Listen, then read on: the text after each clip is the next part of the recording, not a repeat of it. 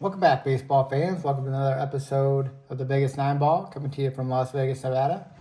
It is the middle of December 2025. The high today is a beautiful 70 degrees, so a little above normal for this time of year, but we can't complain. Just beautiful weather, and we hope we have a mild winter this winter. Let's keep it going. Without further ado, let's get to the Vegas Nine Ball for the day. The first card is a Sports Illustrated for Kids, Mark Grace. And here it is, the perforated edges. I remember getting the Sports Illustrated for Kids, and I think the page had either it was 9 or 12 cards, and that was the first page you'd flip to when you got a copy of Sports Illustrated for Kids. And yeah, you rip them out, tear them out, and it's a nice looking Mark Grace. And says, marked for the National League with 51 doubles in 95. He was the first NL player since 1978 to hit 50 or more doubles. He rarely makes an error. He's the only Cubs first baseman to win the Gold Glove. And he has won that award twice. And he's a lifetime 306 hitter. And of course, that's the math question at the bottom. If Mark hit 50 doubles every season for 6 seasons, how many would he have? And of course, the answer, 300. So yeah, Mark Grace, just one of my idols as a kid. Sweet swing. I could shoot the ball to the opposite field, and played a great first base, and just a ball player, really good ball player. Mark Grace definitely earns a place on the Cub stand. Next card is the Topps Prospect card, and these are a couple more Cubs here. Turk Wendell, who, if you remember correctly, he had a lot of superstitions. He would jump over the line every time he came on and off the field, jump over the foul line, and he would eat black licorice in between innings and then brush his teeth in the dugout. And yeah, kind of a very strange cat.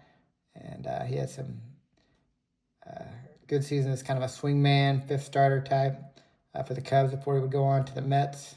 And had a couple good years for them as well. So, and then of course you see on the top left Pat Mahomes, and that's of course Patrick Mahomes' father.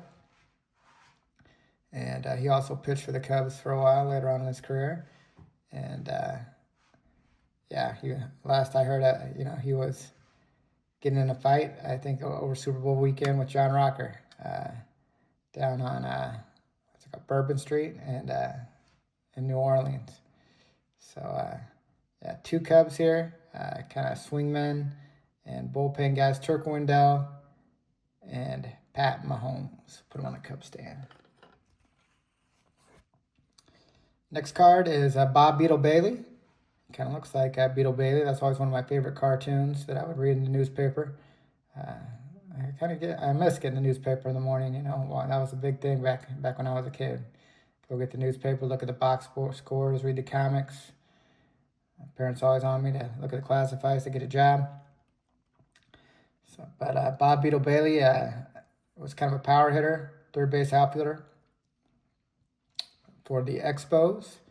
Let's look at his stats here. Looks like only 352 at bats and 28 home runs, 84 RBIs. So big time numbers for that little of a bats.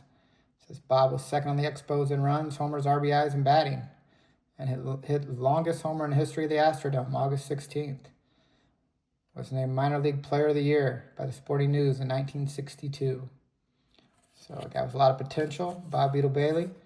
And I remember him actually as a member of the Big Red Machine in the mid-'70s. He was kind of a bench player, fourth outfielder type guy. And I remember him telling a story where he had pinch hit early in the game, like second inning. It was the other team had scored a lot of runs, and so they pinch hit with him in like the second inning, and he hit a home run, and he went to the bar later, and the game was tied. I guess in those days you could leave after you'd hit, you could take a shower and leave, and so I guess he went back to the team hotel and was sitting in the bar talking to the bartender. He said, I actually hit a home run in the second inning of this game, and the guy told him, he didn't believe him, have another cocktail. And Bob Beetle Bailey, and had a lot of power and had some good seasons in the big leagues. Bob Bailey. Next card is Big Sexy, Bartolo Colon. Here he is with the Angels. I believe he won a Cy Young Award for the Angels, and had several good seasons for several different teams: Expos, Indians, Mets. And I remember as a member of the Mets later on in his career, he was the oldest player ever to hit his first home run. I think he was like 42 years old when he finally hit his first big league home run. Of course, he spent most of his career in the American League, but yeah, 42 years old. And you see him right now on the internet every once in a while. I think he's playing slow pitch softball. You see him hitting nukes in like pickup slow pitch softball games. But yeah, great pitcher in the big leagues. Big Sexy Bartolo Colon. Put him on the stand. Next card is a Las Vegas legend, Todd Stottlemyre. And he had several good years in the big leagues, the Blue Jays, Cardinals, among other teams. You see him here at the David Sunflower Seeds bucket, pouring the shag balls back into the basket. And yeah, he was a star here, along with his brother Mel Stottlemyre Jr. for UNLV. So he's a UNLV rebel. And so, yeah, I just like Todd Stottlemyre. We'll put him on the Las Vegas stand here in front of Vegas Stiltskin. Good big league career. Next card is the GOAT, Barry Bonds. You see him here in this Foot Locker card. I think they had like a celebrity basketball game where several of these guys played. And yeah, that wouldn't be allowed today. There's too big of an investment in the players today. They have clauses that don't let them play and stuff like this. But I remember also like in the 80s, they would have like celebrity tug of war, like celebrity Olympics, track and field events where celebrities would run against each other. That was really fun. But once they started making all that money, those shows like that, they went away, unfortunately. I used to love to watch those. Yeah, here he is with this necklace on, 24 for Willie Mays.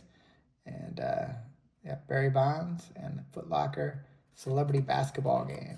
See on the back here. The National League's most valuable player for 1990 became the first player in Major League history to bat 300 and hit 30 home runs, record 100 RBIs, and steal 50 bases in one season. And also won a Gold Glove. So yeah, 30-50 for Bonds. Barry Bonds. He'll go on the Hall of Fame stand. Of course, that's where he belongs. Next card is an Anthony Rendon. And this is a guy you don't have to worry about playing because he's always hurt. He never gets on the field. And just a real disappointing contract that the Angels gave to Anthony Rendon. He hasn't been, I think he's missed something like 500 of a possible 700 games since signing for the Angels. And I believe I read somewhere where he's actually in line to be the highest paid third baseman again this year. And unfortunately, yeah, he just never plays. And yeah, very unfortunate signing for the Angels. But beautiful looking card. And of course, it's not an action card because it's hard to find one of those. But Anthony Rendon, world champion with the Nationals. Next card is another third baseman, or he was a third baseman, Vladimir Guerrero Jr.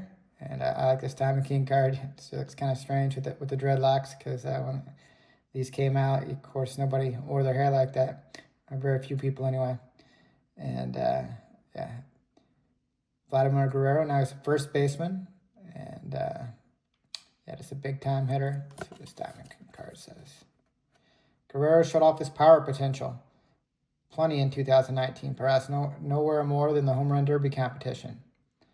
Though he finished runner-up to Pete Alonso, the Toronto Slugger broke the single-round record with 40 in round 2, and also set a new event record with 91 total long balls.